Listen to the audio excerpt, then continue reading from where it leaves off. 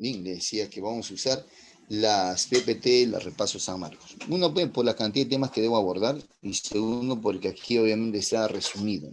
Hay una síntesis de todo lo que les acabo de expresar, a excepción de 2 preguntitas nada más.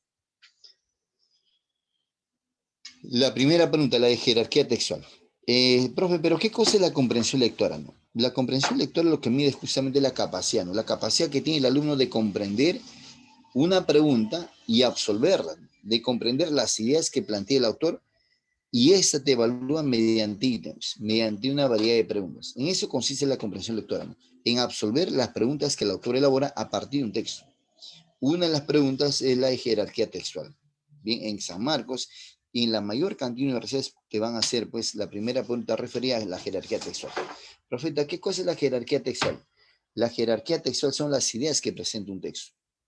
Las ideas están propuestas en un texto de acuerdo a su importancia, de acuerdo a su carga semántica. Un texto obviamente no se plantea así por así. Depende del tipo de texto, depende de la estructura, depende del tema, depende de muchas cosas. Entonces, hablar de la jerarquía textual es hablar del tema central y la idea principal. Profeta, ¿es lo mismo tema que tema central? Para nada. El tema central es una cosa y el tema es otra cosa. Y la idea principal, otra cosa muy distinta. La idea principal es casi literal en el texto, digo casi, no siempre literal. ¿Bien? La idea central, en cambio, está en todo el texto. Bien, a lo largo de todo el texto está. Y el tema simplemente aparece al inicio o quizás también aparece en todo el texto, pero evidentemente son cosas diferentes. Entonces, hablar del tema es hablar del sujeto. Hablar del sujeto de quien se dice o habla algo en el texto. Ese es el tema. El tema es una palabra, una frase, una oración general que no afirma, no niega nada, solo propone. ¿Sí? En cambio, el tema central que está vinculado al título es lo que se dice el tema, pero de manera general. ¿Sí? Repito, el tema central es lo que se dice el tema, de manera general. Por ejemplo, si aquí en este espacio blanco se me ocurre hacer una pequeña oración, a ver, nos ponemos nostálgicos. La pizarra es rectangular. Acá, ese es mi pequeño texto. La pizarra es rectangular. Ese es mi texto. Ahora, si yo quiero ubicar el tema, ¿bien? En esa oración tendría que ubicar primero el verbo, ¿no? ¿Quién o qué es rectangular? La pizarra. O sea, de ella estoy hablando. De ella voy a hablar. En ese caso, solo hay una pequeña unidad informativa. Ahora, ¿qué cosa estoy hablando de la pizarra? O sea, centralmente, ¿qué cosa se habla de la pizarra? Que es rectangular. Por lo tanto, la característica de la pizarra, o si quiero ser más preciso, tendría que ser, ¿no? La característica rectangular de la pizarra. Esa sería, pues, jóvenes, la idea principal. ¿No es cierto? Eso sería la idea principal. Y el tema central simplemente sería la característica física de la pizarra, o simplemente la característica de la pizarra, porque eso es lo que se dice centralmente en esa oración. ¿No es cierto? Entonces el tema era la pizarra, el tema central era característica de la pizarra, y la idea principal en esta única oración sería, pues, la descripción física de la pizarra, ¿no? O la característica rectangular de la pizarra. Eso sería la idea principal. O sea, principalmente me estoy refiriendo a ese aspecto físico. Bien, compañeros. Entonces son 3 cosas completamente diferentes. Entonces, lo que San Marcos mucho más pregunta es sobre el tema central y la idea principal. Pero ya sabes qué cosa es el tema. Ya sabes qué cosa es el tema central o título y la idea principal. Un ejemplito más para que tú te luzcas. Ahora dime tú, el verano limeño es caluroso. Oiga, ¿de quién estoy hablando? ¿Cuál sería el tema ahí? El verano limeño es caluroso.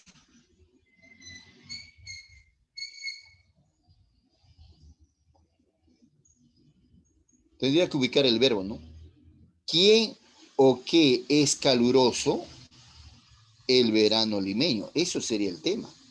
De él estoy hablando. Ahora, ¿qué cosa estoy hablando centralmente el verano limeño? Que es caluroso, ¿sí o no? Característica del verano limeño. ¿Sí? ¿Y cuál sería la idea principal? El verano limeño se caracteriza por ser caluroso. Eso sería la idea principal. ¿Entendiste? ¿Sí? El tema no siempre va a estar expreso. En estas dos oraciones que acabo de expresarles, el tema está expreso, pero el tema también puede ser tácito. Pero tú fácilmente vas a deducir cuál es el tema. O sea, el tema se deduce fácilmente. El tema no siempre es literal. Pocos textos, algunos, escasísimos, tienen el tema tácito, pero es fácilmente deducible. Y mira, tú me vas a decir el tema sin que yo te lo mencione. Siempre está en la sala. Bien, tiene brazos y un respaldar bastante mullido. Tiene un asiento amplio y cómodo. Cada vez que llego del trabajo, me siento sobre él a descansar plácidamente. ¿De quién estoy hablando? ¿De quién estoy hablando ahí?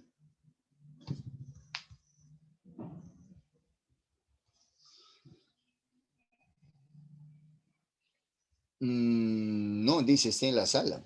¿Me voy a sentar sobre una persona? Ya. Podría ser él. No, pero ella no tiene brazos. Dice, tiene brazos y un amplio asiento donde suelo sentarme plácidamente, dice. Entonces no podrían ser esos dos muebles que acaban de expresar. Tendría que ser otro. Amplio asiento, amplio. Y siempre está en la sala. La silla no siempre está en la sala, está en el comedor, en la cocina, en cualquier lugar, menos en la sala. Está en la sala siempre. ¿Bien? El sofá, él sería mejor. Bueno, el sofá, ¿por qué? Porque tiene un amplio asiento. Pero el sillón también sí, pero no tiene amplio asiento el sillón. ¿No es cierto? Entonces, mira, ahí el tema no estaba expreso. Tú lo estás deduciendo a partir de algunos datos que mostré o mencioné en este texto. Entonces, termino con esa parte. Muchas veces, amigos, a ti te van a decir que el texto está constituido por varias palabras. Eso es una falacia. El texto no necesariamente tiene varias palabras. El texto podría tener una sola palabra, una expresión simple, una imagen. Ya es un texto. ¿Por qué se le va a considerar texto? Porque tiene carga semántica o tiene abundante información o hay una intención comunicativa. Ya es un texto ya. Entonces, si yo elaboro preguntas a partir de esa imagen o de esa expresión, si tú conoces el tema, de hecho que te vas a lucir.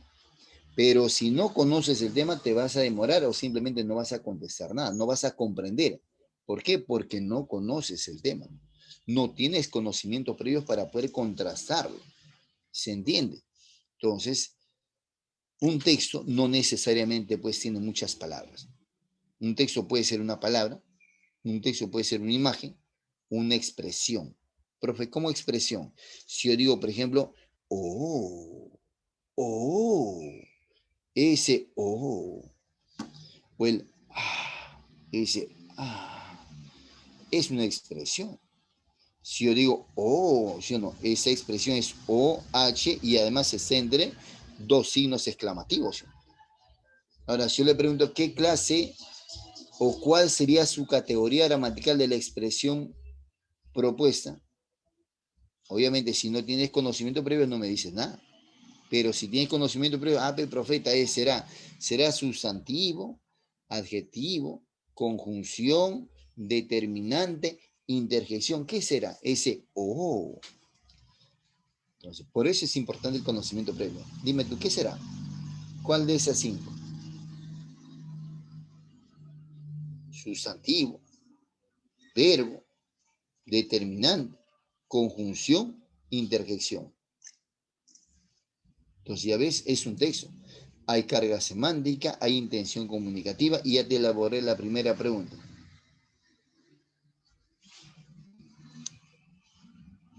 Esa, por ejemplo, es una interjección. Esa es comprensión lectora. O sea, tú no respondes, te demoras en comprender porque necesitas conocimiento previo. Si tienes conocimiento previo, obviamente te luces acá. Pues. Lo hice de manera rápida. La expresión que acabo de mencionarte es una interjección. Las interjecciones se ponen pues entre signos exclamativos. Bien, ahora sí, vamos al tema de hoy día. Ya te hice el deslinde, ¿ya? Cualquier cosa que no entiendas, por favor, en el acto, ¿ya? Un texto es un conjunto de enunciados que giran en torno a un tema central. Ya te dije la diferencia, que no necesariamente va a ser así. En torno a un tema central, noción clave que sirve para erigir la idea principal. Esto es el pensamiento sobresaliente en la escritura cognitiva del texto. Claro, a partir del tema central, yo elaboro pues la idea principal. La idea principal no necesariamente está en el texto. La idea principal muchas veces también va a estar de manera tácita, de manera sobreentendida. ¿Bien? El tema central es el asunto que le otorga unicidad a las diversas ideas que se plasman en un texto. Por consiguiente, es el concepto de mayor jerarquía, el más importante o relevante. El tema central puede ser expresado en un término o frase nominal, por ejemplo, el valor de la filosofía. En este caso, en ese ejemplo que nos propone, el tema podría ser la filosofía. Centralmente, ¿qué cosa es la filosofía? El valor que esa tiene. De pronto, pues su importancia dentro del pensamiento humano o su importancia para el desarrollo académico, ¿qué cosa se hablará sobre ella? La idea principal. En un texto hay muchas ideas, pero hay una que es mucho más importante. ¿Por qué? Porque de alguna manera sintetiza lo mejor de la exposición que hace el autor en ese texto. Y esta idea principal va a tener generalmente tres ubicaciones, pero la mayor cantidad de textos, amigos, amigas, tiene la idea principal al inicio. Entonces, un texto analizante, es un texto deductivo. Entonces, si la idea principal es al inicio, chévere, vamos a comprender más rápido el texto. Por lo tanto, repito, insisto, la mayor cantidad de textos que tú vas a leer, que lees, que vas a practicar, que vienen en los exámenes, son textos analizantes. O sea, tienen la idea principal al inicio. Entonces, tómale bastante atención a la primera oración, al primer párrafo, porque ella podría ser la idea principal.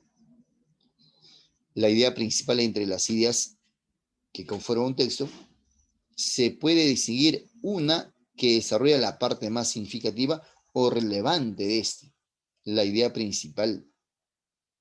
Las restantes son denominadas ideas secundarias, en tanto que explican, complementan, ejemplifican o apoyan a la idea principal. ¿Sí? Esa es la idea principal. Profeta, ¿hay alguna forma de hallar profeta, sensei, amauta, teacher? ¿Hay alguna forma de hallar el tema central y la idea principal? Claro, hay varias formas. Para el tema central tendrías que hacerte la pregunta, ¿no? ¿Qué cosa se dice el tema? ¿Qué cosa se habla o escribe el tema? Es para el tema central. Y la idea principal sería, ¿qué cosa, mira, qué se dice? O sea, ¿cuál es la idea más importante que se dice el texto? Y la respuesta seguramente va a arrojar ahí. Es una forma antigua de hallar el tema, el título o el tema central y la idea principal. Se debe tener en cuenta que el tema central nos permite reconocer la idea principal. Por ejemplo, si el tema central es el valor de la filosofía, la idea principal estaría ligada a ese tema y podría ser la filosofía es valiosa en la medida en que potencia el pensamiento crítico. Recuerda que la idea principal es mucho más explicativa que el tema central.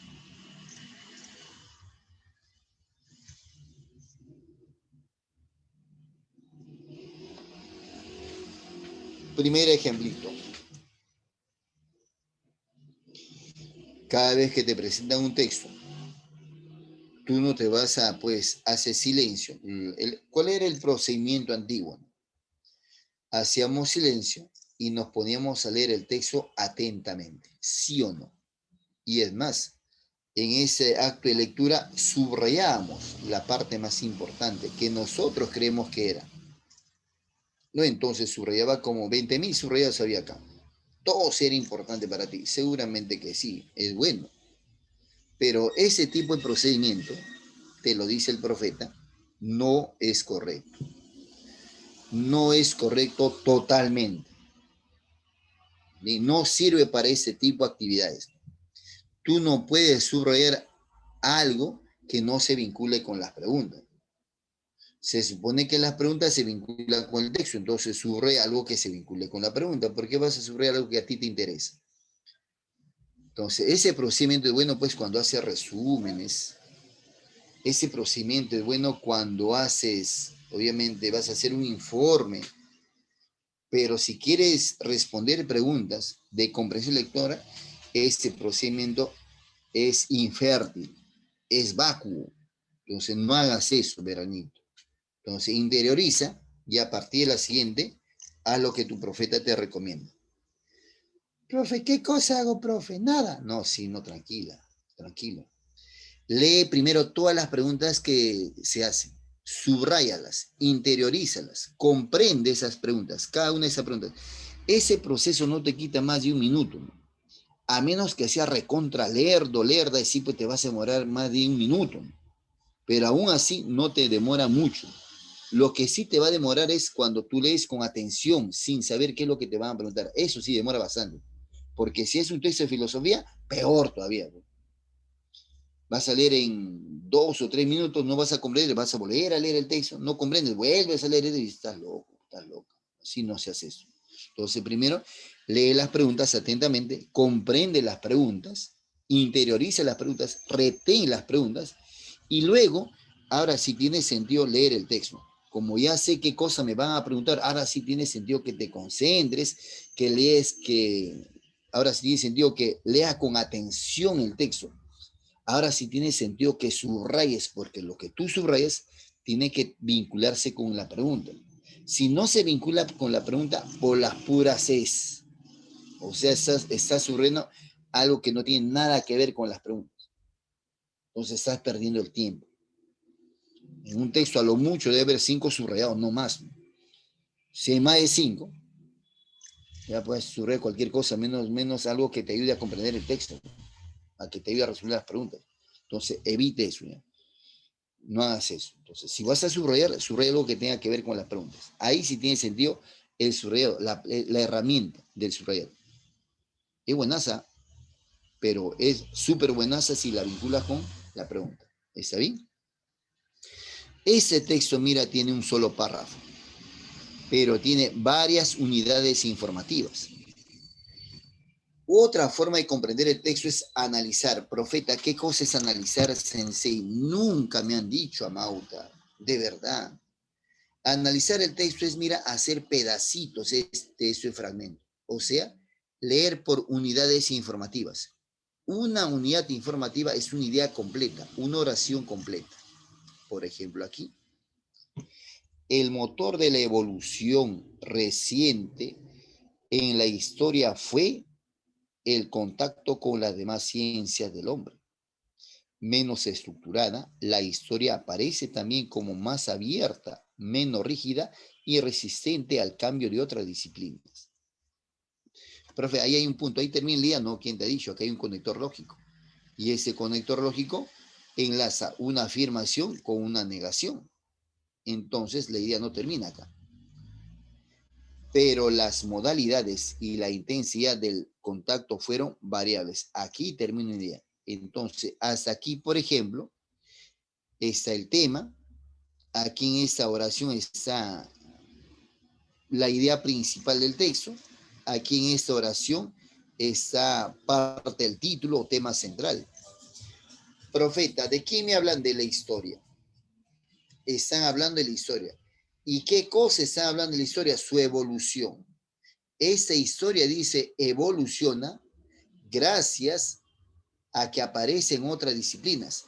Esa historia no hubiera evolucionado si no hubieran aparecido estas disciplinas. Esa historia era recontra, super, hiper tribal, o sea, salvaje. Pero a medida que evoluciona, se hace más abierta, menos rígida y resistente al cambio de otras disciplinas. Entonces, ahí pues me están explicando ya la evolución de la historia a causa de el aporte de otras disciplinas, ¿no? La historia no hubiera evolucionado si es que no hubieran aparecido otras disciplinas, si es que las otras disciplinas no le hubieran ayudado. Oración 2.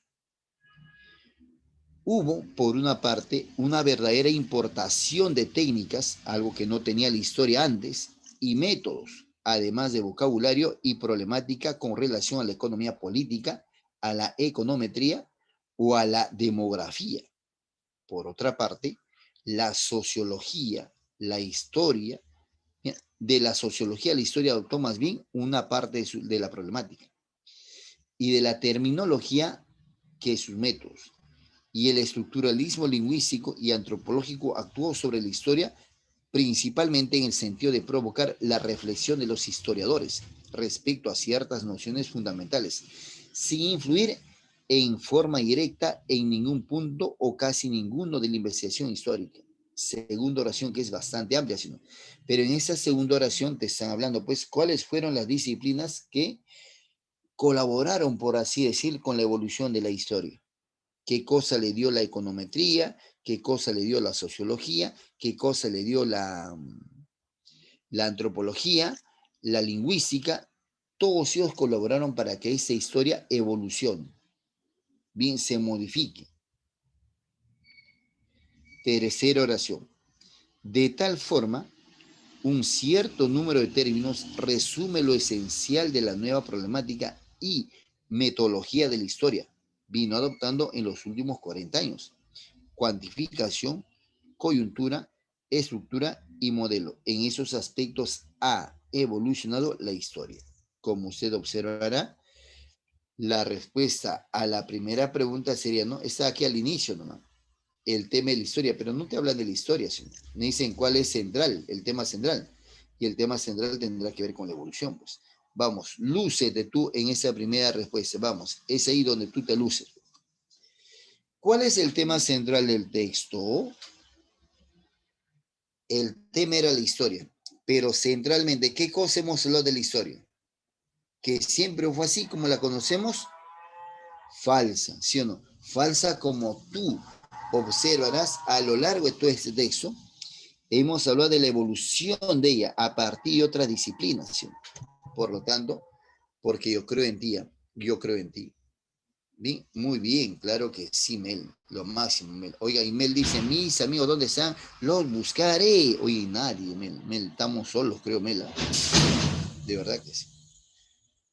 La respuesta a esa pregunta es, pues, aquella. Bien, bien. ¿Qué cosa se habla de la historia? Su evolución. ¿Sí o no? Eso se está hablando centralmente. ¿Cómo evoluciona? A partir de otras disciplinas.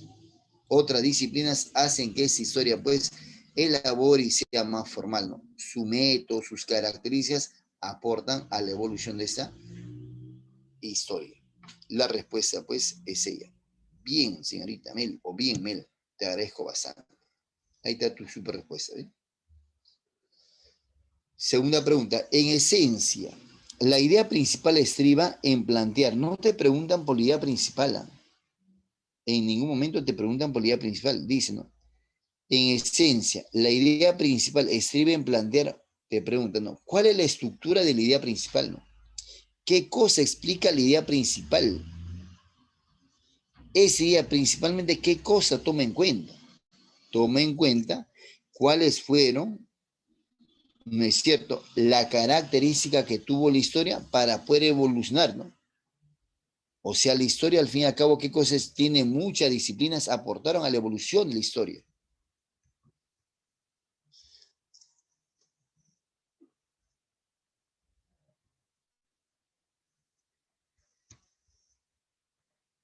Bien, dice, no, en esencia, la idea principal estriba en plantear que para que la historia evolucione ha tenido que cambiar también sus características, ¿no? Si no, no hubiera cambiado. Entonces, la mejor respuesta acá sería, ¿no? La historia ha experimentado cambios por la apertura a la interdisciplinariedad. O sea, si no hubiera hecho eso, si no hubiera tenido la apertura, la característica de ser abierta, obviamente no hubiera evolucionado esa historia, se hubiera quedado ahí nomás. Entonces, la respuesta, pues, a esa preguntita sería la alternativa de. La D de dado.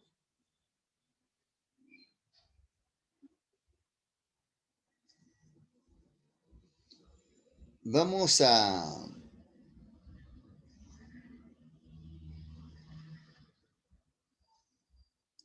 segundo texto. Vamos a leerlo. Ese texto, mira, a diferencia del otro que tenía un solo párrafo, este tiene 3 párrafos. Luis Lecea, investigador español que trabaja en la Universidad de Stanford, es uno de los científicos que trata de comprender las bases biológicas del sueño. ¡Pum! Se acabó la primera idea y aquí pues el tema sería el sueño. La investigación de Luis Lecea acerca del sueño. A lo largo de su carrera ha descubierto hormonas como la hipocreatina, clave para mantenernos alertas, además de identificar las neuronas que preparan al cerebro para conciliar el sueño. Bueno, en esta segunda oración nos está explicando pues el proceso químico que precisa para conciliar el sueño. A partir de estos conocimientos, ha sido posible diseñar fármacos mucho más específicos que los medicamentos actuales, que apagan todo el cerebro y producen más efectos secundarios, para ayudar de forma inocua es inofensiva, a las personas con problemas de insomnio. Entonces, conciliar el sueño cabalmente, oiga, también tiene sus bases químicas, sus bases científicas, sino hay medicamentos, obviamente, que te permiten dormir plácidamente o profundamente. Y todo eso fue a partir, pues, de la investigación que hace Luis Lecea acerca del sueño, ¿no? O sea, el tener sueño o tener un sueño profundo, placentero, tiene, pues, sus bases químicas, ¿sí o no? Segundo párrafo. Esta semana Lecea conversó con Materia sobre la aplicación de los conocimientos obtenidos en su laboratorio a la mejora del sueño de la sociedad. Afirmó, entre otras cosas, que si es de noche, pero estás estresado, lo mejor sería no ir a dormir. Obvio, ¿no? Porque ese cerebro no va a descansar, no se va a desactivar. Va a estar pensando en soluciones. Va a querer desfogar, ¿no? Deshacer información, pero no puede, ¿no? ¿Por qué? Porque no está desconectado. Uno cuando duerme bien, desfoga información, ¿no? Es como un disco duro, ¿no? Si obviamente el disco duro se satura, la máquina se hace inútil. Algo parecido ocurre con el cerebro, ¿no? Y por eso es que muchas veces ese tipo esa actividad en particular está asociado pues a ciertas locuras de la mente, enfermedades de la mente. Como no puede desfogar información, todo se satura y ya empieza, bueno, coloquialmente hablando, empieza los cortocircuitos, ¿no? Ya las neuronas, como ya no están haciendo sinapsis, ya no pueden obviamente más, entonces empiezan obviamente a generar cortocircuitos y ya se generan enfermedades mentales. Ya que el cerebro constantemente toma decisiones en torno a los beneficios para nuestro organismo. De igual forma, sostuvo que muchos de los problemas del sueño de la población se arreglarían con una higiene un poco organizada del sueño. Es decir, no irse a dormir con la tele puesta. O sea, ¿qué quiere decir eso? Hay gente que duerme o quiere dormir con la tele encendida, ¿no? Y seguramente algunos creen que duermen cuando la tele está encendida y si me quedé profundamente, en verdad no te quedaste profundamente, la mente siguió trabajando. Y peor aún, estaba totalmente, mira ahí, alerta la mente. Tus ojos se cerraron, pero el cerebro no descansó absolutamente nada. Hacer más ejercicios, estar más expuesto al sol durante el día, bueno, ahora no podemos hacer eso. Durante la tarde o la noche, estar más aislado, ¿no? Se está relajado, ¿no? En otras palabras. Entonces, por eso se recomienda muchas veces algunas lecturas. Al referirse, tercer párrafo, al referirse al ritmo de 8 horas de sueño, explicó que no es necesariamente malo, pero tienen que ser 8 horas de verdad. No pueden ser 8 horas con interrupciones o poco eficientes. Finalmente sentenció que la luz artificial influye mucho en los patrones de sueño, razón por la cual habría que evaluarla ineludiblemente. En síntesis, Si estamos con las luces encendidas, no vamos a dormir plenamente. Nuestro cerebro va a estar igual trabajando. Tú habrás visto algunas personas cuando duermen con los ojitos abiertos, ¿no? Y ese ojo se mueve para aquí y para allá, ¿no? O sea, el cerebro sigue despierto. Aparentemente está dormido, pero el cerebro sigue despierto. Entonces, si tú te fijas bien en estas personas, ponte un día a analizarlas, sus ojitos se siguen moviendo y están dormidos, entre comillas, pero la mente no está desconectada totalmente. Profe, está asustado posiblemente, ¿no? Pero igual, ¿no? Peor aún, pues. Entonces, en ese texto nos hablan acerca del sueño, que tiene sus bases químicas, y evidentemente, pues en el segundo párrafo nos da, ¿no?, cuáles son las causas y la solución para tener un sueño placentero. ¿Cuáles son las causas para que evidentemente una persona no pueda dormir plenamente?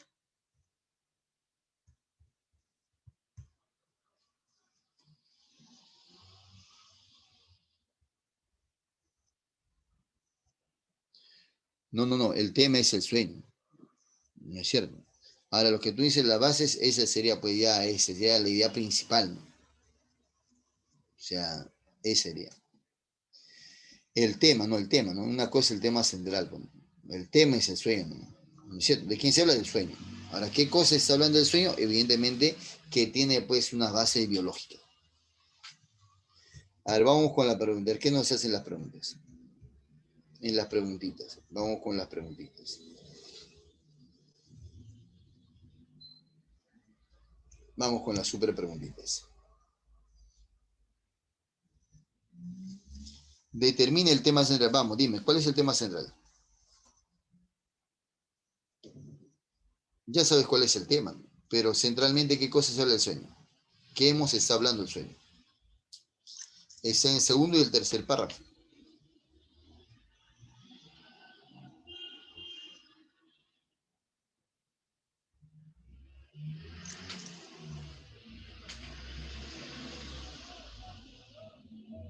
No particularicen.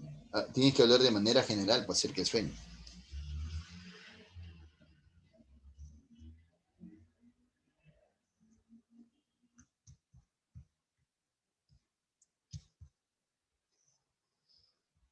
Así es, claro que sí, ¿no?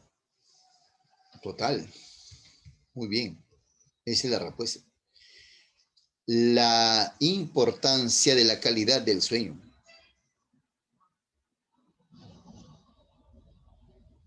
Es la respuesta. Bien, bien. Disculpen, disculpen.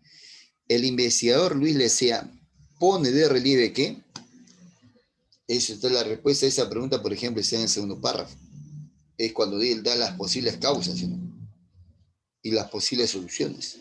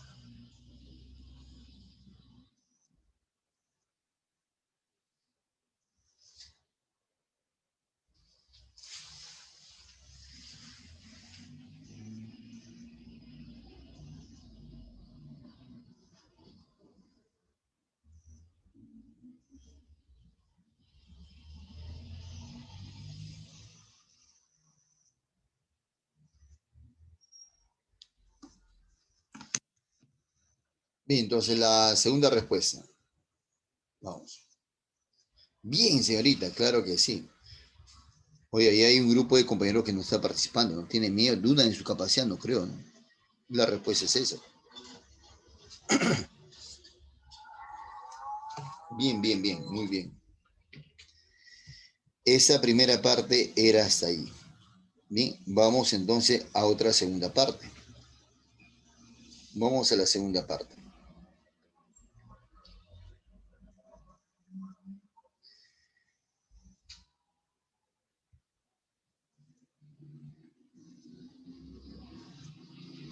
Bien, en esa segunda parte vamos a hablar sobre la segunda pregunta. La pregunta del sentido contextual, otra pregunta ampliamente extendida por diferentes universidades. Esa pregunta mide la capacidad de asignarle un significado, entre comillas, a una palabra a partir, obviamente, del contexto. Entonces es importante también reconocerlas. ¿Bien? Tiene sus variantes. Obviamente te pueden preguntar por el sinónimo, por el antónimo o por el sentido denotativo o connotativo. Depende. La semántica contemporánea actual recomienda buscar el sentido de las palabras en el contexto. Profeta, ¿qué es el contexto, sensei? El contexto es el medio físico en que se desenvuelve el hablante, ¿no? Es el medio ahorita en que estamos nosotros. El contexto es la situación, el medio en que se desenvuelve el hablante. Ahorita estamos en un contexto académico, pedagógico, educativo. Bien, ese es nuestro contexto, ese es nuestro espacio, nuestra limitación, nuestro campo. ¿No es cierto? O sea, yo no puedo incluir palabras que estén fuera de ese contexto académico. De pronto yo no puedo hablar de sexo, pues, plenamente, ¿no? Porque obviamente el contexto me limita, ¿no? A menos que se preste el ejercicio igual, ¿no? Pero siempre me va a limitar el contexto. Entonces el contexto es el medio, la situación en que se vuelve hablante. Es la realidad en un determinado momento. Ese es el contexto. Bien, amigos. En historia se habla bastante del contexto histórico, ¿no? Lo que pasaba en ese momento, ¿no es cierto? En literatura se habla del contexto. Entonces el contexto es el medio físico, la situación en que se desenvuelve el hablante. Eso es el contexto.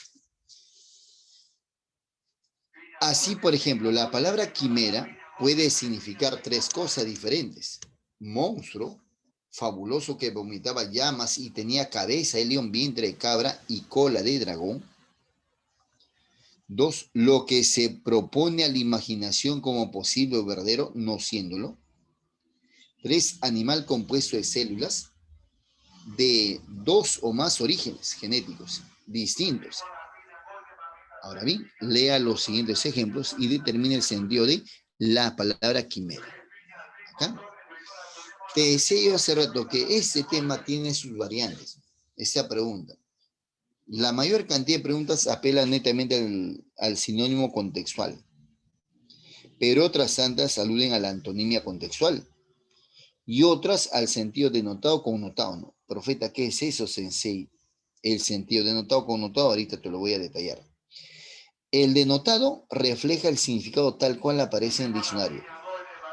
Muchas palabras que nosotros mencionamos de por sí se usan en sentido denotado, ¿bien?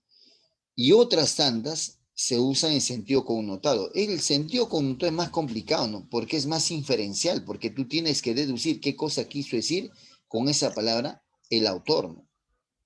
Si yo digo, por ejemplo, utilizo el concepto negro, negro literal, denotativamente hablando, tú sabes qué cosa es color oscuro o carencia de color, como dice el diccionario, ¿sí? Eso es negro. Entonces, si yo digo, por ejemplo, ¿no? Los zapatos negros que Mel usa, qué bonito calzan en sus pies. Los zapatos negros. Estoy usando la palabra negros en sentido denotado, porque estoy reflejando el significado que aparece en el diccionario. Repito, en este caso, en esta oración, estoy usando la palabra en sentido denotado. ¿Por qué? Porque estoy reflejando su significado que describe el diccionario de la Real Academia Española. Pero ¿qué pasa si digo, es un día negro para Mel? Murió su mascota. En este caso, la palabra negro se está usando en sentido connotado, ya no denotado. Porque si tú te das cuenta, ya no tiene nada que ver con el color, ¿no? Como se murió su mascota, obviamente Mel no está feliz, pues. Ahí está describiendo el estado de ánimo de Mel. Ahí se entiende que está obviamente apenada, afligida, nostálgica, mustia, una hemorragia de adjetivos que puedo poner ahí. Ahí está siendo usado el sentido connotado, muy bien. Ahora sí digo, ¿no? El televisor negro en la sala está bonito. ¿Denotado o connotado? Denotado. Connotado, ¿no es cierto? O denotado. Denotado, porque estoy describiendo el color de ese televisor y hay televisores que son de color negro, obvio, denotado. Pero ¿qué pasa si yo no? Es un día negro para el Perú. Se incrementaron mucho más los muertos a causa de la COVID.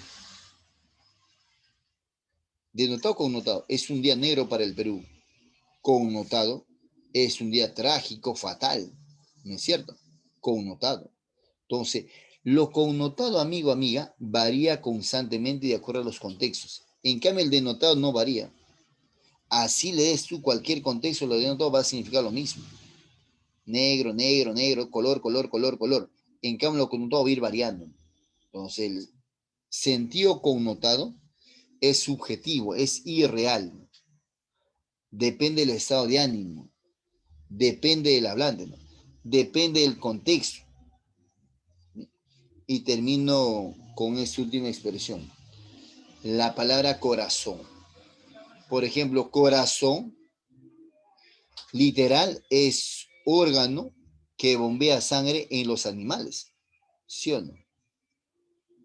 Pero dime, amigo, si yo digo, por ejemplo, a mi esposa la van a operar del corazón. En este caso, ¿denotado o connotado? No te escucho, no te leo. Denotado. Así es, muy bien, claro que sí. Denotado, me estoy refiriendo al órgano. ¿Sí? Y si yo digo, por ejemplo, Tueros Robles vive en el corazón del Agustino, Connotado. connotado, obvio, bien, ahora, bien, claro, me estoy refiriendo ahí al centro, vive en el centro. Oye, y si digo, por ejemplo, ¿no? Ponle corazón a tu preparación, Denotado. Connotado. Connotado, porque que le ponen connotado, corazón. esfuerzo, tesón. Oye, y si digo, por ejemplo, Camila, si digo esto, el corazón está detrás del tórax, Denotado. Denotado. denotado, me estoy refiriendo obviamente al órgano, ¿no es cierto? Entonces, te das cuenta, el denotado no varía, ¿no? Significa órgano, órgano, órgano, órgano, órgano. Y el connotado va variando, va variando, va variando, ¿no? Entonces, muchas preguntas de ese tipo, tengan cuidado, alude pues a eso, alude a eso. Entonces, tengan mucho cuidado cuando traten de desarrollar esa pregunta. No necesariamente es literal, ¿no? Bien, entonces lo denotado refleja tal cual es su significado en el diccionario, lo denotado, y lo connotado sí es subjetivo, es personal, es psicológico. Bien. En este caso, dependiendo, me falta un contexto. Si dice gata blanca, es denotado, ¿no? Se está describiendo el color de ella, ¿no es cierto?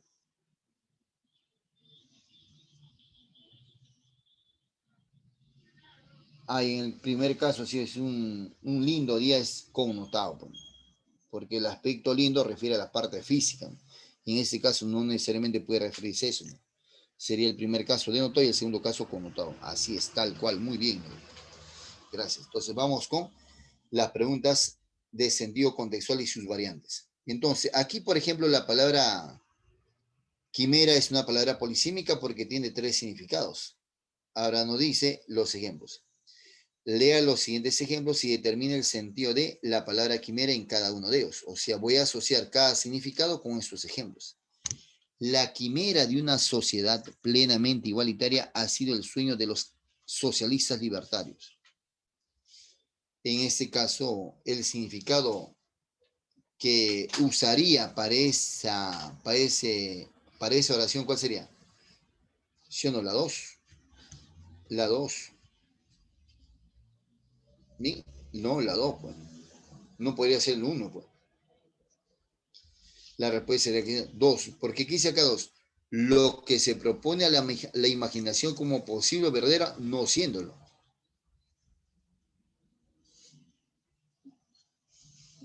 ¿Sí o no? La 2. O estoy orate, vamos, dime tú. Ahí está, es la 2. Un lapsus, un lapsus. Bien, así es. Ahora dice la idea 3, para la segunda oración. Las quimeras se producen al fusionarse dos embriones de muy corta edad, según los biólogos. En este caso, para esa oración, ¿cuál de las oraciones sería? La 3. Bien, así es, la 3.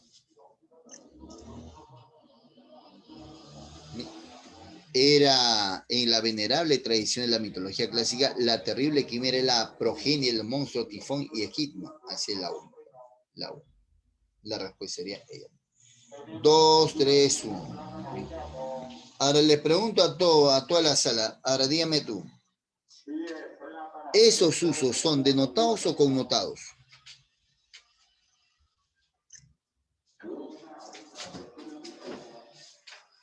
¿Denotados o connotados serían? Ahí las palabras se están denotando o están connotando. O sea, me refiero a quimera, ¿no? En las oraciones.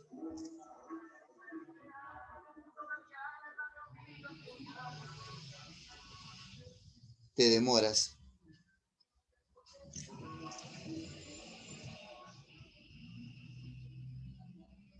Bien, así es. Ahí las 3 se están denotando. Profeta, ¿por qué, Sensei? Porque lo dice el diccionario, pues. Si no apareciese dentro de los significados que propone el diccionario, van a ser connotados, pero si aparecen acá, son denotados. O sea, profeta, todos son denotados. En todos los casos están denotando. ¿Por qué? Porque aparece en el diccionario.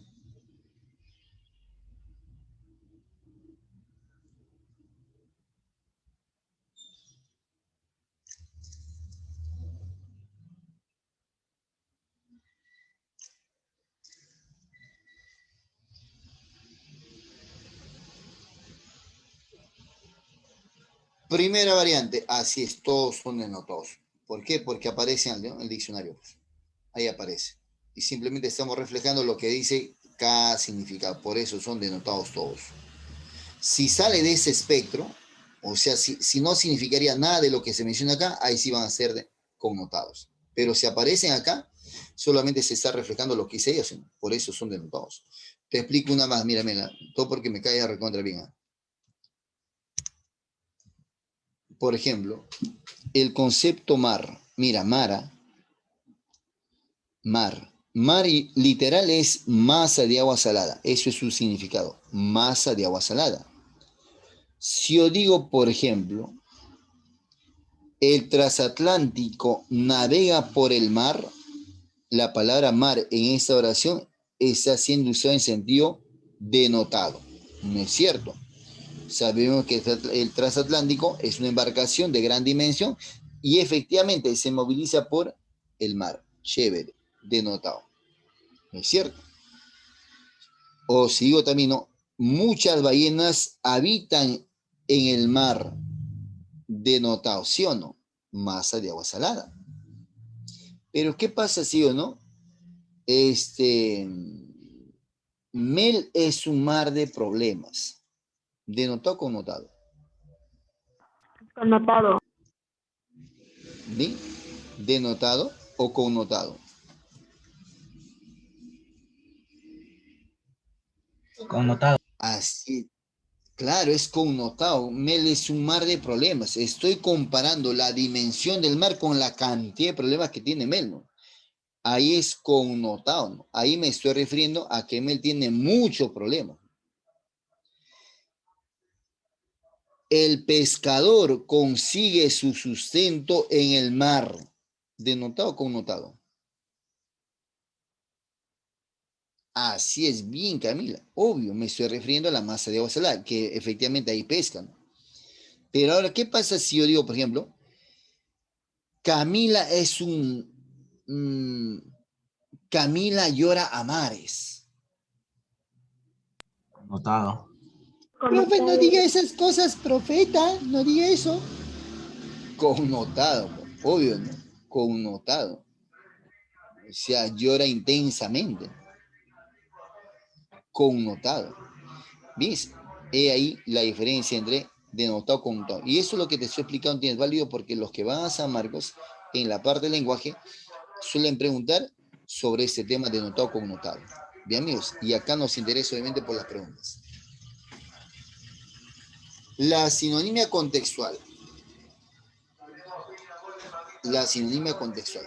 Dentro del discurso, la sinonimia designa la relación entre dos palabras o expresiones que tienen el mismo sentido o cuyo significado es muy parecido. Dos o más formas lingüísticas son sinónimas si se sustituyen en un contexto, una por la otra y tienen el mismo sentido. Así, mi hermano sufrió un accidente cuando manejaba su vehículo por la vía expresa, pero felizmente salió sano el evento. La palabra sano puede reemplazarse por intacto, ileso, incólume, o sea que no sufrió daño alguno. Sin embargo, en otros contextos no se puede establecer esa misma permutación.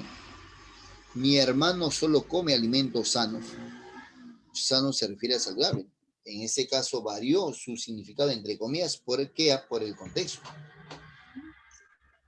Por lo tanto, la palabra pues muchas veces se usa en sentido connotado o denotado, ¿no? Aunque lo connotado es más complicado. Lo connotado es mucho más complicado. Porque tienes que deducir qué cosa quiso decir con esa expresión. Que lo denotado es mucho más literal, lo más sencillo. Lo denotado. Pero ¿por qué se complica? Porque no tiene suficiente cultura o desconoce el significado. Es por eso que se apela mucho más a ese tipo de lenguaje, ¿no? Por eso muchos periódicos dicen, ¿no? Lo dejaron frío de 3 balazos, ¿no? Los periódicos. En ese caso su expresión es denotado o connotado. Lo dejaron frío de 3 balazos. Connotado. Es connotado. ¿No es cierto? O sea, muchas veces ese sentido es mucho más coloquial, a pesar que es más complicado. A pesar que es mucho más complicado. Ahora, si odio tiene una fría mirada,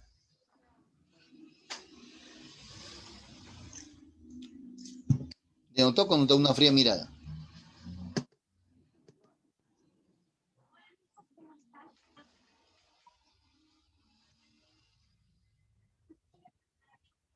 Así es.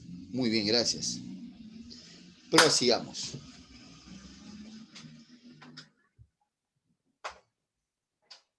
La antonimia contextual. En la uni, en la católica y en la agraria hay una pregunta, obviamente relativa a la semántica, no necesariamente como esta pregunta, es la antonimia contextual. En la antonimia contextual, obviamente, el contexto es el que pone el significado a esa palabra. Una cosa es verde, por ejemplo, un tipo de color, y otra cosa es verde en un contexto determinado. Si yo digo, por ejemplo, ¿no? Aquella casaca verde le queda bien a Camila, me estoy refiriendo al color. Pero si yo digo, aún está verde para postular a la San Marcos, ya no tiene nada que ver con el color. Como dice, para postular a San Marcos, entonces el contexto es académico, es educativo.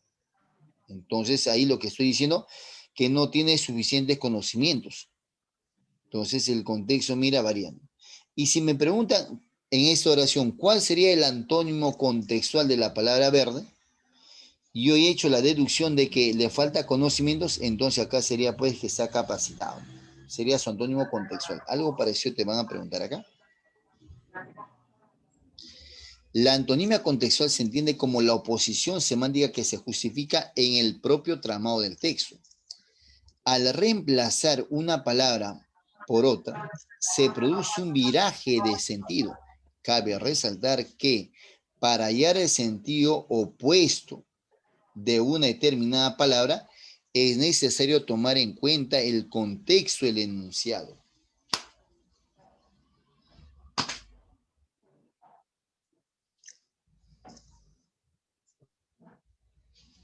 En los siguientes enunciados propongo un antónimo para la palabra en negrita y reconstruya la oración cambiándolo lo necesario. Vamos a ver si se puede hacer eso. Dice, ¿por qué eres disciplinado? Debes acatar las órdenes que te dan. Bueno, entonces si no fuese disciplinado, de hecho que no voy a acatar, sino voy a desacatar, porque acatar es respetar, ¿no? aceptar, observar órdenes.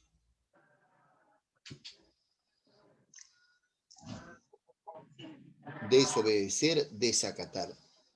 Como es muy timorato, no se atreve a dirigirle la palabra. Timorato es que carece de valor, ¿no? Que tiene miedo. Osado. Estoy muy contristado por las tragedias que ocurren en el mundo. Oiga, si hay tragedias que ocurren en el mundo, deduce, ¿no? ¿Qué sería contristado? Triste, apenado, cabizbajo, meditabundo, mustio. Estoy muy, qué sé yo, eufórico, feliz, contento. Los países africanos son muy pobres y sus habitantes viven en la inopia. Oiga, si son muy pobres, viven en la inopia, entonces son sumamente pobres. No tienen ni lo básico para subsistir. Entonces el antónimo de inopia sería pues abundancia, no riqueza. Gracias al aliciente que le dieron sus padres, el alumno mejoró sus calificaciones. Obvio, si mejoró sus calificaciones, eso quiere decir que a ese muchachito, a ese compañerito lo motivaron, ¿no? Aliciente es motivación, propina.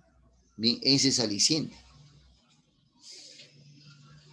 Desánimo, desánimo.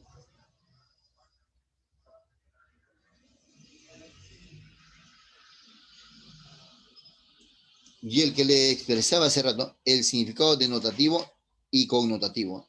Significado entre comillas para el connotativo, ¿ya? Porque un significado es convencional, ¿no? O sea, describe la imagen tal cual, ¿no?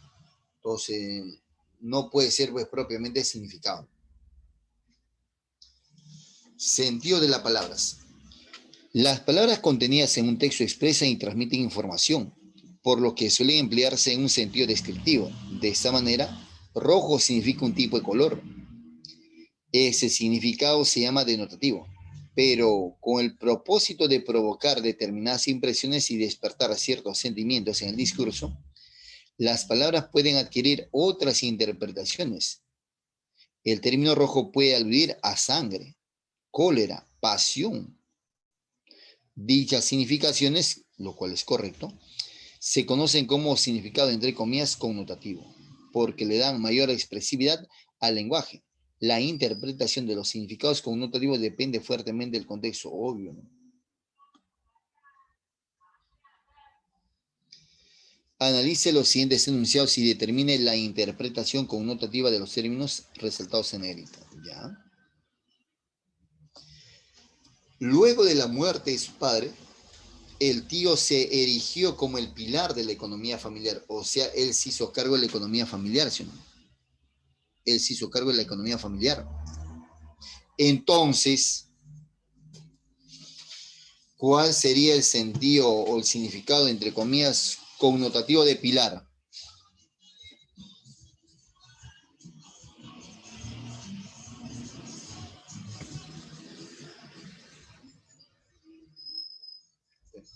El sustento. El corazón de la teoría es el axioma sobre la velocidad constante de la luz.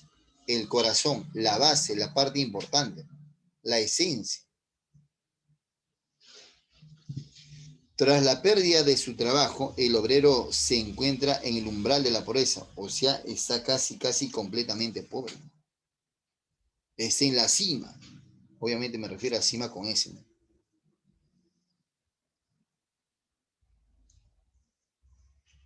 En los últimos años fueron toda una odisea. Sus últimos años fueron toda una odisea. Por tu gran conocimiento de literatura, tú sabes que la odisea pues es desventuras, ¿no? Un viaje lleno de peligros.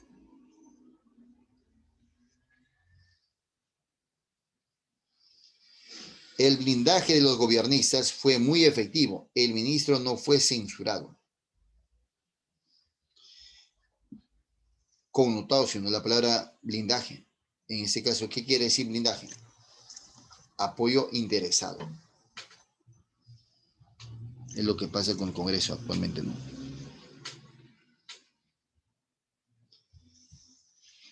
Hasta ahí mira esa parte. Ahora vamos a complementar con esa última pregunta. La pregunta de compatible e incompatible. Cuando la pregunta está referida a lo compatible, entonces tú vas a marcar como respuesta correcta aquella que afirma o reafirma lo que dice el texto. Si se vincula con el tema, entonces se marca como respuesta correcta la proposición compatible. Entonces, una alternativa es compatible cuando se vincula con el tema o cuando describe tal cual se expresa en el texto. Y si la pregunta está referida a lo incompatible, entonces la respuesta correcta será aquella que niega lo que afirma el texto, aquella que niega total o parcial lo que dice el texto o alguna parte del texto. Ahí se considera incompatible. Su variante de lo incompatible es cuando muchas veces se aparta totalmente el tema. En ese caso también es incompatible. Cuando se aparta completamente el tema. No se vincula con el tema.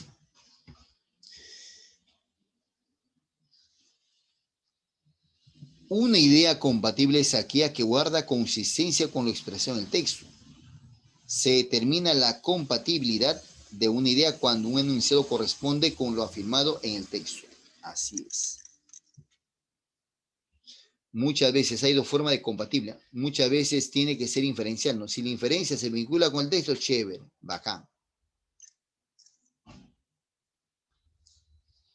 Por un lado, un enunciado es incompatible con el texto si constituye una negación directa o indirecta de algún enunciado del texto o de una consecuencia que se infiera válidamente de él.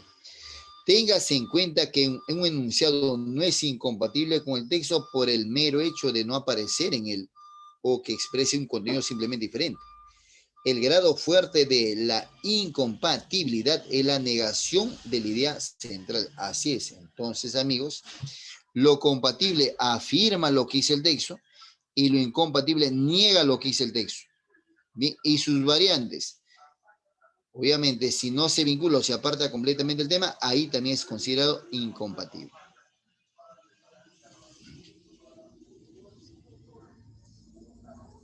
Ejemplito.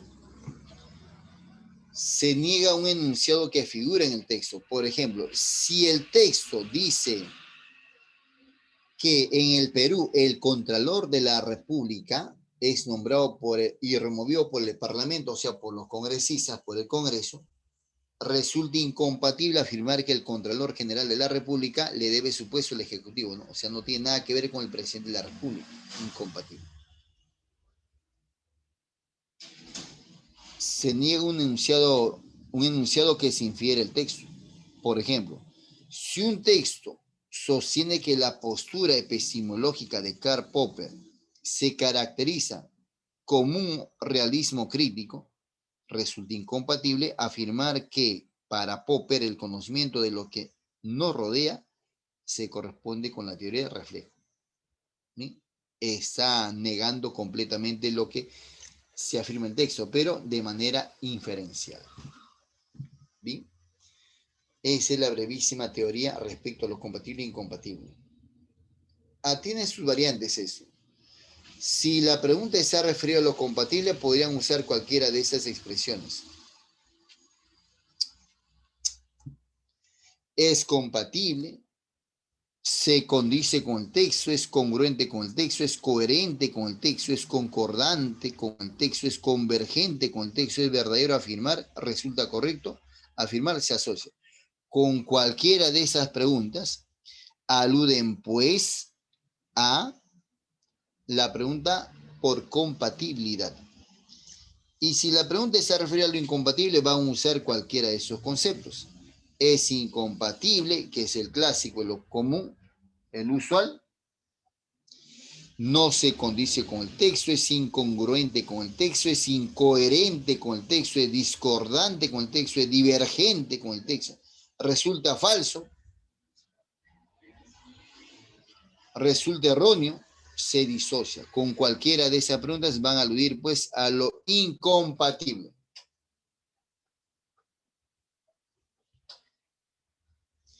Ejemplito. Nunca te olvides. Primero lee las preguntitas y luego recién lees el texto. ¿Te parece? Preguntita A. Al igual que un termitero, el Eastgate está ventilado, refrigerado y calefaccionado por medios totalmente naturales. Ahí termina la primera oración. Ahí me hablan pues del Eastgate y me están hablando de sus características, en todo caso de los beneficios que tiene el Eastgate. El edificio tiene 4 paredes gruesas de mampostería en el exterior y un atrio de 7 pisos de altura en el interior. Oración 2. O sea, el Eastgate es un edificio. Ese edificio así se llama. Mientras que en el primero me hablaban de sus beneficios, en ese segundo me hablan de sus características de su construcción. Tercera oración. El aire exterior ingresa a través de múltiples ventilaciones y la masa del edificio lo calienta o lo enfría en función de cuál está más caliente, el hormigón de la estructura o el aire. La funcionalidad, sí o no, de esas características que tiene el edificio llamado Eastgate. La ventilación del Eastgate cuesta 1/10 parte de la ventilación de un edificio equipado con aire acondicionado estándar y consume 35% menos de energía que 6 edificios convencionales, tal como lo descubrieron los propietarios del Eastgate. Si hablan de los beneficios, un edificio que tenga el uso eficiente de la energía también puede resultar bueno para el bolsillo. Durante los primeros 5 años del edificio ahorraron 3,5 millones de gasto energético gracias a su diseño exclusivo. Por lo tanto, este edificio, pues, el tema era el edificio Eastgate y el título sería, ¿no?, beneficios y características del edificio Eastgate. Pero en el texto nos expone mucho más de los beneficios, ¿no? Por ejemplo, te hace ahorrar bastante y además mantiene refrigerado y calefaccionado ese edificio. Chévere. Ahora ayúdame tú, míramela, Camila también. Le dice, vamos todos muchachos. Leído el texto, identifique los enunciados compatible o incompatible. El edificio tiene un diseño poco convencional, sí o no, compatible o incompatible, dice acá, gracias a su diseño exclusivo. Acá también dice, al igual que un termitero, será compatible o incompatible. Vamos, deduce. Así es. Bien, Mel, lo máximo. Excelente. En este caso, no, ¿qué dices? ¿Qué tienes? Compatible, no está contradiciendo nada. Ese edificio tiene un diseño poco convencional, obvio, compatible. No hay muchos como él, poco convencionales. Compatible. Compatible. Socialmente, ese edificio está diseñado solo para billonarios. ¿Qué tienes? ¿En qué momento se habló de clases sociales? En ningún momento se habló de clases sociales. Aquí está incluyendo una información que no tiene nada que ver con el contenido del texto. No se habló de clase social, del tipo de persona que debe vivir ahí, en ningún momento. Así es, Mel. Esta sería una proposición incompatible. Incompatible. Permite una interesante comparación con el termitero literal. Aquí está, al igual que un termitero. ¿Compatible o incompatible? Vamos, decímelo. Decímelo ya. Compatible. Es compatible. Total, literal. Compatible.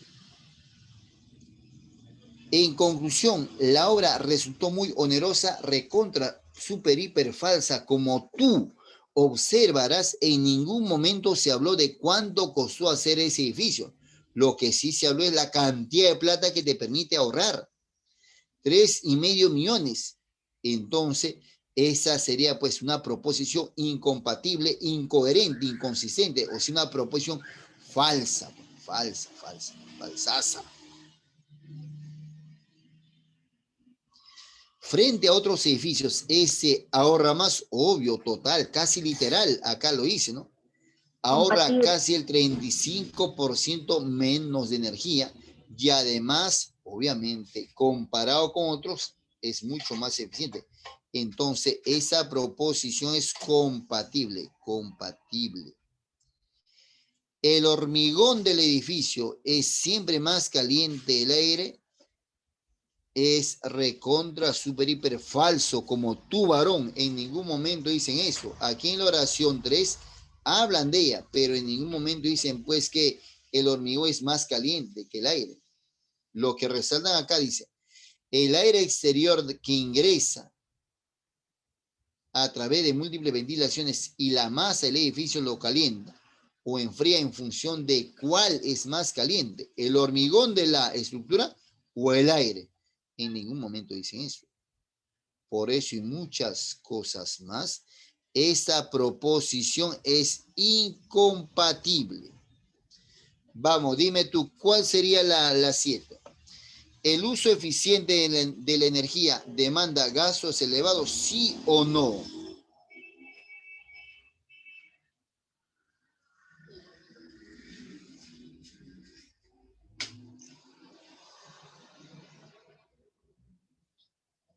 Falsa, falsa como todas las que hemos ido descartando. En ningún momento se habló de eso, ¿no? El uso eficiente de la energía demanda gastos elevados, está contradiciendo, más bien ayuda a ahorrar, permite ahorrar, por lo tanto, ¿no? Permite ahorrar. Entonces, eso es obviamente falso. Permite ahorrar, no ayuda a gastar, permite ahorrar plata.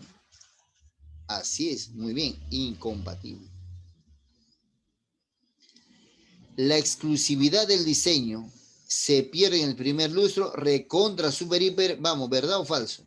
Esa respuesta está al final. Tal como lo descubrieron los propietarios del Let's Gate. Un edificio que tenga el uso eficiente de la energía también puede resultar bueno para el bolsillo. Y ahí está tu respuesta. Durante los primeros 5 años del edificio, se ahorraron 3,5 millones de gasto energético gracias a su diseño exclusivo. Dime tú, ¿la exclusividad del diseño se pierde en el primer lustro?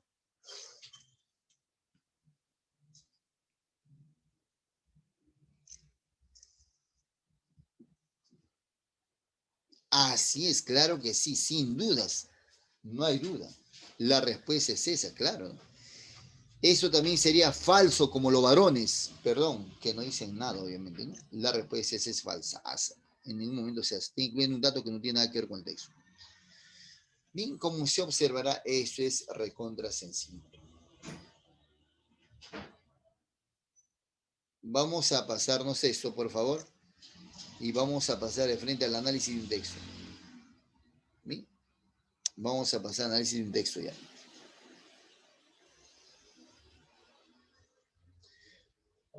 Bien, profe, no va a analizar el otro texto. Me encantaría esto, pero vamos a desarrollar los textos sí que están en su material didáctico. Pero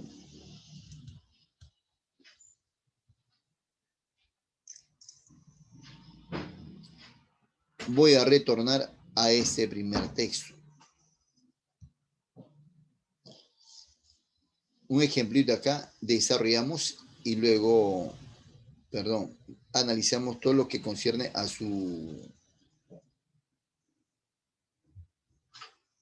Ahí está nuestro edificio. Yo sé que acá te vas a lucir.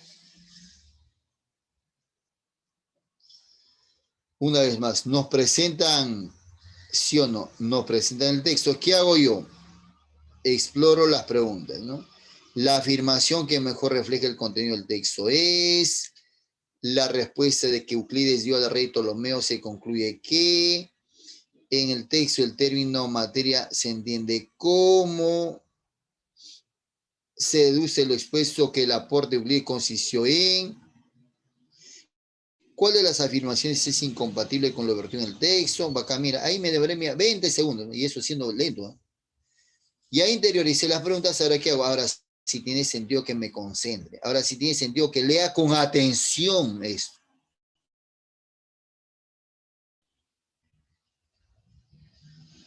El texto tiene, mira, un párrafo, 2 párrafos, 3 párrafos, 4 párrafos, 5 párrafos. Ahora sí. Ahora vengo yo. Muy poco se sabe acerca de la vida privada de Euclides. nació hacia el año 325 antes de Cristo. No sabemos dónde, se desconocen dónde y cuándo murió. Entonces, el primer párrafo me habla de Euclides, netamente aspecto de su biografía, ¿sí o no? Se acabó. Segunda unidad, en ese caso, segundo párrafo acá. Su nombre está indisolublemente ligado a la geometría, por haber escrito un texto sobre la materia,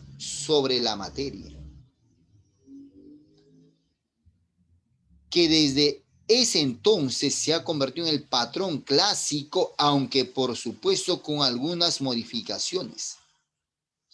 Están describiendo el proceso de su trabajo, ¿no? Ha pasado por más de 1 millar de ediciones desde la invención de la imprenta y, sin ninguna duda, Euclides es el autor de libros de texto más exitoso de su tiempo. Autor de libros más exitosos, obviamente él no lo sabe.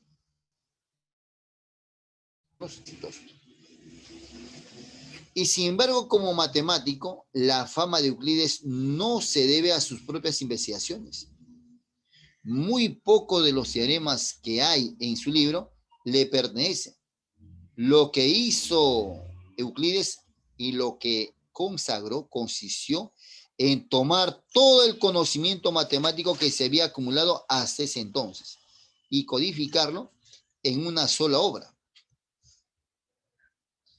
Al hacerlo, desarrolló como punto de partida un conjunto de axiomas y postulados que son admirables por su elegancia y brevedad. Entonces, ese párrafo 3 básicamente pues, nos habló sobre el proceso de recolección de su obra. ¿Qué obras tiene? ¿Qué obras hizo? Además de la geometría, su texto ocupó de las razones y las proporciones, y lo que ahora se conoce como la teoría de los números. También hizo que la óptica pasara a formar parte de la geometría, a tratar de los rayos de luz como si fueran líneas rectas. Una anécdota que se cuenta acerca de él se refiere al rey Ptolomeo, quien, mientras estudiaba geometría, le preguntó a Euclides si podía hacer que sus demostraciones fueran un poco más fáciles de seguir. Euclides le respondió de manera intransigente: para llegar a la geometría no hay camino especial para los reyes. En síntesis, le dijo, no sé qué, aquí no interesa que sea rey, lo que sea es que la geometría es una sola. Bueno, hemos leído este texto, sabemos que habla de Euclides, dice acá la primera pregunta. La afirmación que mejor refleja el contenido del texto es, o sea, la mejor síntesis.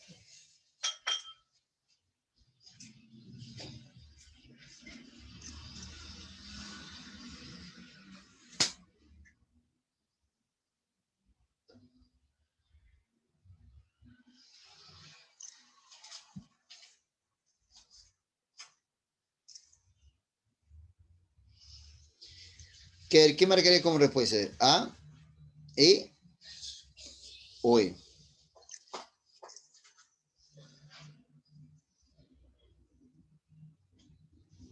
Vamos, porque yo creo en ti. Vamos, Perú, porque yo creo en ti.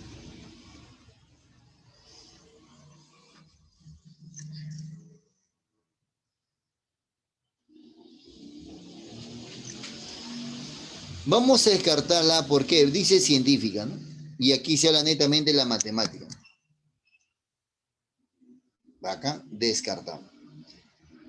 Vamos a descartar también, mira, otra. Biografía del más grande geómetra de todos los tiempos. Ya, pero él se le conoce por las obras, pero no todas sus obras le pertenecen a él, ¿sí?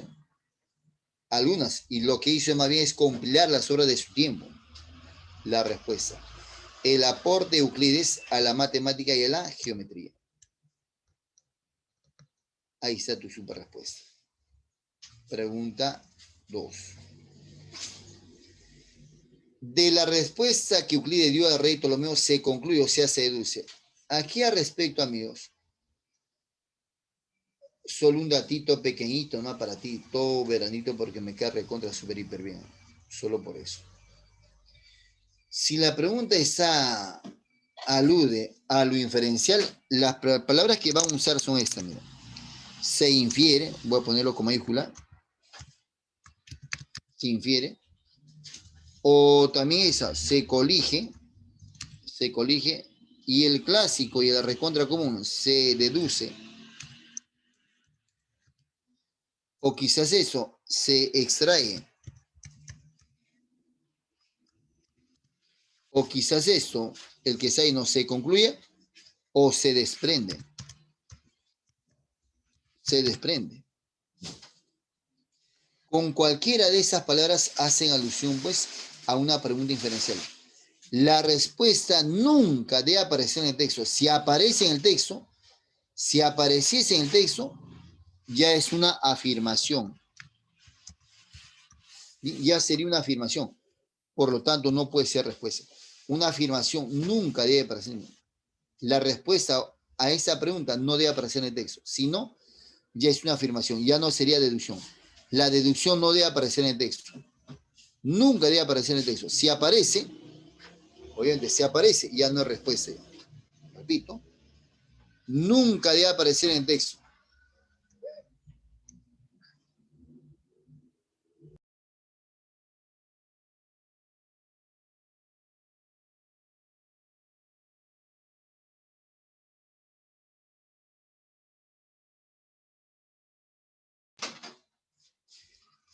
De la respuesta que Euclides dio a rey Ptolomeo, se concluye. La última parte estaba en la última partecita. ¿El matemático le tenía una profunda animadversión al rey? No, no le tenía odio. Simplemente dijo, a ver, no sé qué, el hecho que tú seas rey no implica pues que se te va a simplificar las cosas, ¿no? La geometría tiene esas características. Los privilegios no rigen el ámbito de la matemática, podría ser esa. El rey no tenía un ápice de voluntad para el estudio, claro, sí tenía, no por eso que le preguntan, sí tenía. De las demostraciones matemáticas se pueden ser concretas, nada que ver si aparte de la pregunta. La respuesta obviamente sería la D. Esa es la respuesta, ¿sí o no? Los privilegios no rigen el ámbito de las matemáticas. Pregunta 3.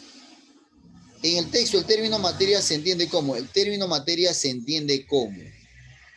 Aquí en la segunda oración está la palabrita materia. Aquí está. Su nombre está indisolublemente ligado a la geometría por haber escrito un texto sobre la materia. Modificaciones. Los elementos que desde entonces se han convertido en patrón clásico, aunque por supuesto con algunas modificaciones ha pasado por más de 1 millar de ediciones. Ya, pues entonces, ¿qué significa? Mira, palabra mía está siendo usada acá en sentido connotado, ¿sí? Entonces, ¿qué nos quieren decir con materia?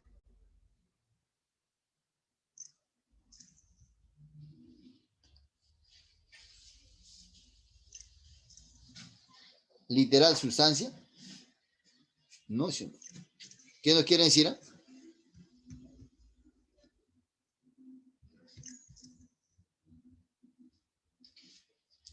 No, no puede ser literal, pues. Jamás es literal. ¿Qué cosa es la geometría? Es una materia, ¿sí? Las matemáticas, o sea, ¿qué es esa? Disciplina.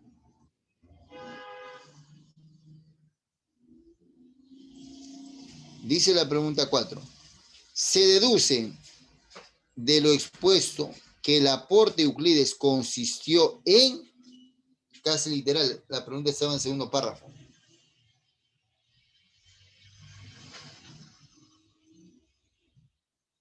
No es que los haya creado, sino ya existían ya esos. Lo único que hizo que esa, reunirlo y plasmar también en ella su obra.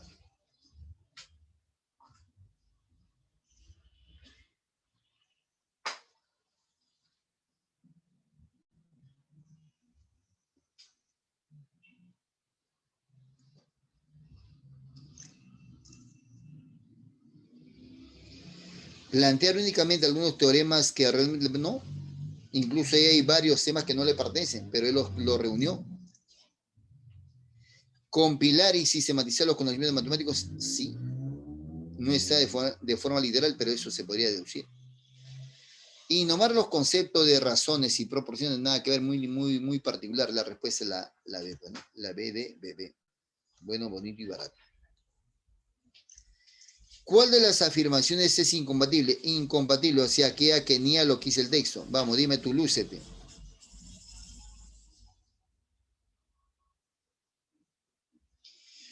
¿Cuál de las afirmaciones es incompatible con lo vertido en el texto?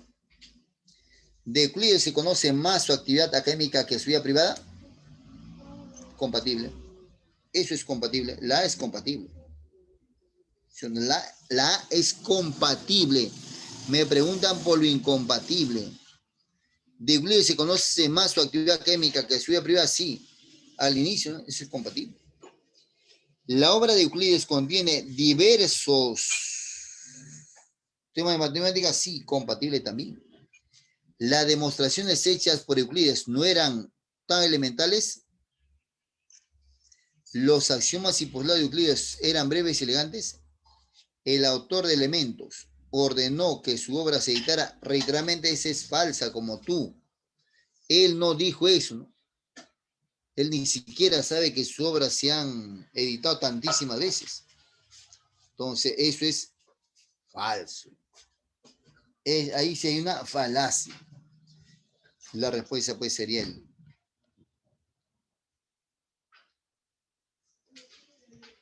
¿Alguna pregunta hasta ahí, joven señorita? Oye, esta cosita no sé por qué demonios aparece. Tiene podrido esa cosa ahí. A ver, textitos. Textitos. Textitos.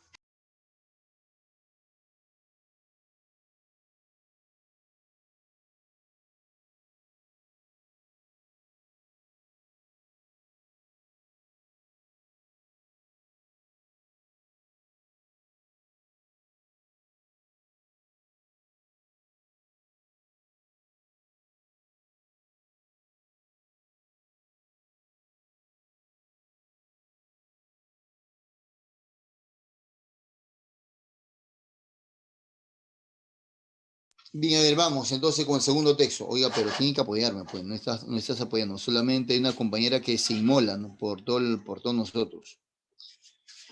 Solo disfrutan, no dejando de disfrutar. Tienen tanto miedo a que el placer les resulte irresistible. Se angustian tanto pensando en lo que les pueda pasar si un día les dan de verdad gusto al cuerpo, que se convierten en calumniadores profesionales del placer, que si el sexo esto, que si la comida o la bebida lo otro, que si el juego, que si le basta de risas con triste, que es el mundo, etcétera. Todo puede llegar a ser tan mal o servir para hacer el mal, pero nada es malo, solo por el hecho que te dé gusto hacerlo. A los calumniadores profesionales del placer se le llama puritanos. Puritanos. Sostienen que la señal de que algo es bueno consiste en que no nos guste hacerlo. El que sostiene que siempre tiene más mérito sufrir que gozar. Y lo peor de todo, el puritano cree que cuando uno vive bien tiene que pasarla mal y que cuando uno la pasa mal es porque está viviendo bien. Por supuesto, los puritanos se consideran la gente más moral del mundo y además guardianes de la moralidad de sus vecinos. No quiero ser exagerado, aunque suelo serlo, pero es más decente y más moral el sinvergüenza corriente que el puritano. Disculpen, tiene que desaparecer esta cosita acá.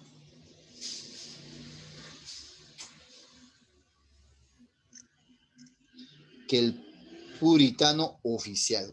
Y como se observará en el texto, pues, que es un texto central, me hablan de los puritanos y la característica que estos tienen.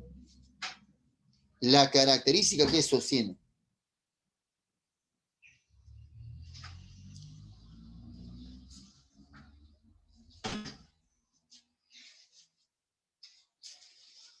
Bien, todo lo ven mal los puritanos, todo critican, ¿no? Y se creen que son lo máximo. Dice, la idea central del texto es la diversa valoración del placer, la inconsistencia del puritanismo, la persistente calumnia del placer, el puritanismo y el placer sexual, el acrecentado miedo al placer. La D.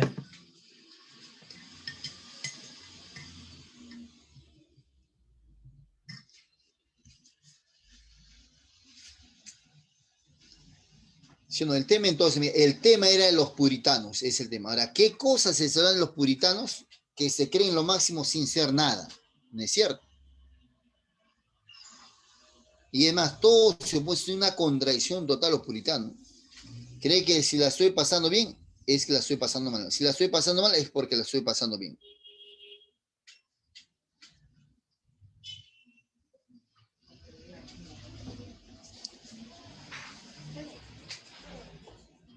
Mira, a ver, tiene dos. ¿Cuál es la respuesta? Vamos, lúcete.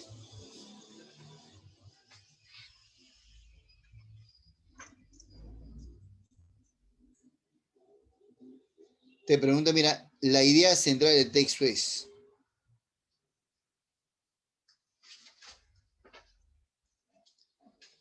la inconsistencia del puritanismo, la persistente calumnia del placer. En el primer párrafo, dice, solo disfrutan no dejando disfrutar. O sea, son como el perro y el hortelano. No comen ni dejan comer. Tienen tanto miedo a que el placer les resulte irresistible. Entonces, como no quieren sentir placer, entonces critican, ¿no?, el placer que otros puedan sentir. Se angustian tanto pensando en lo que les pueda pasar si un día les dan de verdad gusto al cuerpo. Creen que no van a poder contenerlo. Que se convierten en calumniadores profesionales del placer. Que si el sexo, esto, que si la comida o la vida otro. Que si el juego, que si basta de risas con lo triste en el mundo. Todo puede llegar a ser tan mal o servir para hacer el mal. Nada positivo.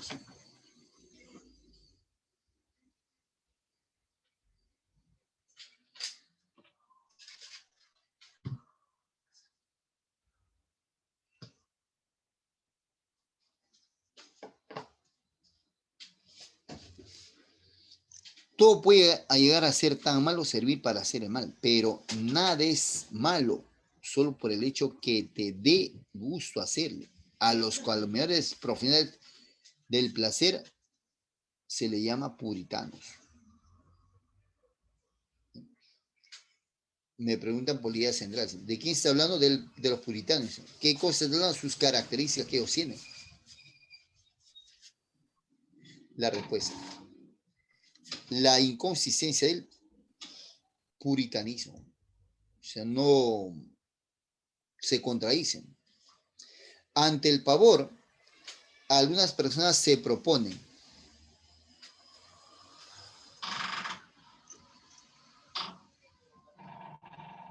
y esa respuesta, mira, está al inicio nomás. Solo disfrutan no dejando disfrutar. Tienen tanto miedo a que el placer les resulte irresistible. Se angustian tanto pensando en que les puede pasar si un día le dan de verdad gusto al cuerpo. Ante el pavor, algunas personas se proponen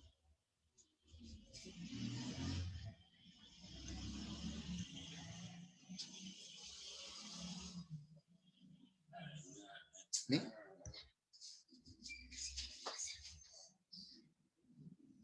¿Qué concepto resultaría incompatible con la lógica de los puritanos? No son para nada optimistas, para nada.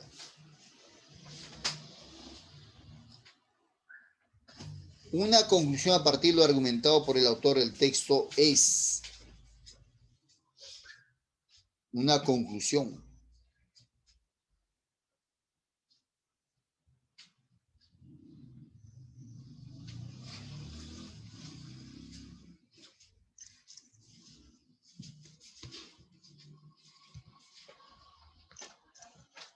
El placer determina la moralidad de una actividad. Y en la última oración dice, se creen los guardianes, ¿no? Los guardianes del aspecto moral. Denota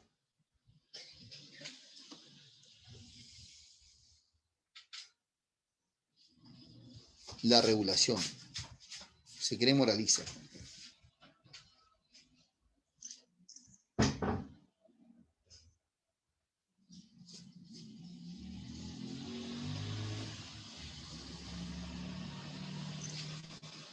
Bien, posiblemente no nos va a alcanzar para darle la respuesta. Ahí le voy a anotar su respuesta a ese texto, ¿ya?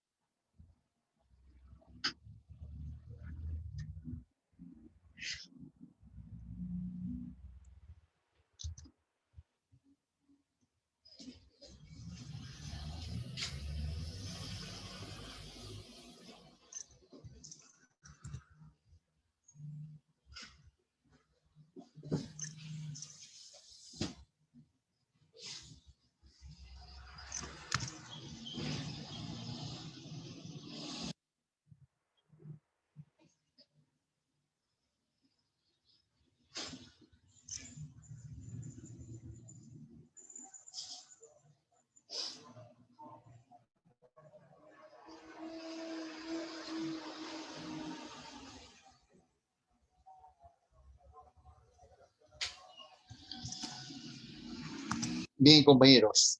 Hasta ahí nuestra pequeña sesión del día. Cuídate bastante. Compañera Miriam, un gusto siempre estar acá. Nos vemos la próxima.